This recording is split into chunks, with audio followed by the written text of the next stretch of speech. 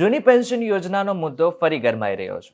જૂની પેન્શન યોજના લાગુ કરવા મુદ્દે હવે અમરેલીમાં સૌરાષ્ટ્રભરના જુદા જુદા વિભાગના કર્મચારીઓ ધરણા ઉપર બેસી ગયા છે અને જૂની પેન્શન યોજના લાગુ કરવા માટે માંગણી કરી રહ્યા છે. ત્યારે શું છે સમગ્ર મામલો જાણીશું આપણે વિડીયોમાં. નમસ્કાર, આપની સાથે હું છું કરણ.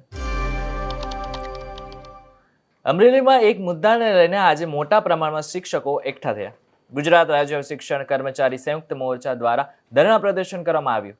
સૌરાષ્ટ્ર ઝોનના રાજકોટ, સુરેન્દ્રનગર, પોરબંદર, જામનગર, ભાવનગર અને બોટાદ સહિતના જિલ્લાના કર્મચારીઓ અમરેલી એકઠા થયા. શિક્ષકોએ માંગ કરી છે કે સરકારી જૂની પેન્શન યોજના લાગુ કરો. સાથે પીએફ ને લઈને પણ પોતાની માંગો મૂકી છે. શિક્ષકોએ હાથમાં બેનર લઈને વિરોધ નોંધાવ્યો છે.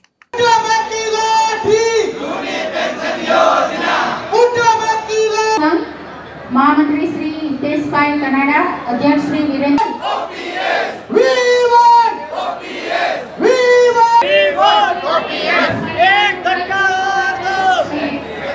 રાજ્યમાં કર્મચારીઓ છેલ્લા ઘણા સમયથી ઓલ્ડ પેન્શન સ્કીમ એટલે કે ઓપીએસ લાગુ કરવાની માંગ કરી રહ્યા છે. 2005 પહેલાના કર્મચારીઓને ઓલ્ડ પેન્શન સ્કીમનો લાભ મળવો જોઈએ તેવી શિક્ષકોની માંગ છે. હજુ થોડા દિવસો પહેલા જ રાજ્યના શિક્ષણ મંત્રીએ પણ આ અંગે નિવેદન આપ્યું હતું કે ઓલ્ડ પેન્શન સ્કીમ અંગે મોદી સરકાર સારો નિર્ણય કરશે. ઓપીએસ માત્ર શિક્ષણ નહીં પરંતુ 26 વિભાગોનો પ્રશ્ન છે. શિક્ષણ મંત્રીના આ નિવેદન બાદ કર્મચારીઓને એક આશાનું કિરણ દેખાઈ રહ્યું છે. ત્યારે શિક્ષકોએ ફરી ઓપીએસની માંગને પ્રબળ બનાવી ધરણા યોજી દેખાવ કરી રહ્યા છે. ત્યારે આ બાબતે શિક્ષકોનું શું કહેવું છે તે એકવાર સાંભળી લઈએ. જગદીશભાઈ પટેલ, મહામંત્રી, ગુજરાત રાજ્ય પ્રાથમિક શિક્ષક સંઘ, પ્રમુખ, ગુજરાત રાજ્ય કર્મચારી મહામંડળ. 1/4/2005 પહેલાંના પરિપત્ર માટે સરકાર જોડે સમાધાન થયેલું, છતાં પણ 1 વર્ષનો સમય થયા બાદ પરિપત્ર ન થતાં 4 ઝોનમાં આંદોલન કરવામાં આવ્યું છે.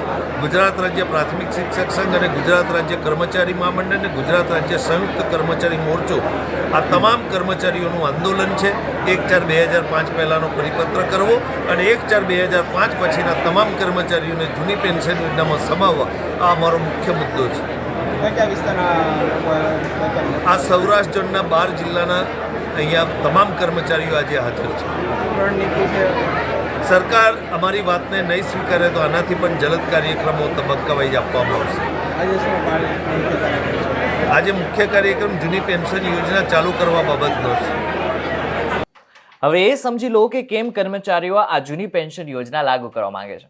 જૂની પેન્શન યોજનામાં નિવૃત્તિ સમયે કર્મચારીઓના છેલ્લા પગારની અડધી રકમ પેન્શન તરીકે આપવામાં આવે છે.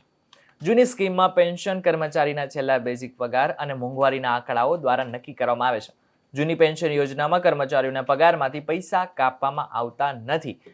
જૂની પેન્શન યોજનામાં કર્મચારીને આપવામાં આવતું પેન્શન સરકારી તિજોરીમાંથી આપવામાં આવે છે. આ સિવાય આ પેન્શન સ્કીમમાં 20 લાખ રૂપિયા સુધીની ગ્રેચ્યુટી પણ મળે છે. નિવૃત્તિ કર્મચારીના મૃત્યુ પર તેના પરિવારના સભ્યોને પેન્શન પણ આપવામાં આવે છે.